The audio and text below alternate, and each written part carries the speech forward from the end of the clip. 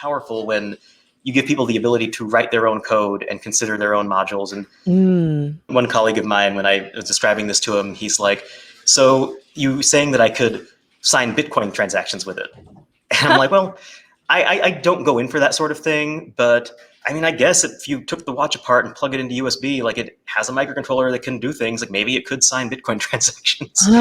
But one-time password kind of things, and well, one-time passwords it can. I'm certain it can do, because it's got the display has 6 characters. So for a lot of one-time.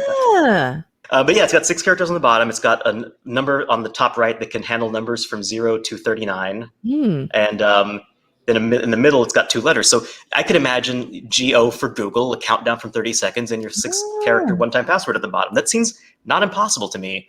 I might not be able to like have the time or like knowledge to implement that algorithm, but if I could get this hardware into people's hands, someone's probably going to be excited enough to implement that algorithm and make their watch do one-time passwords, right?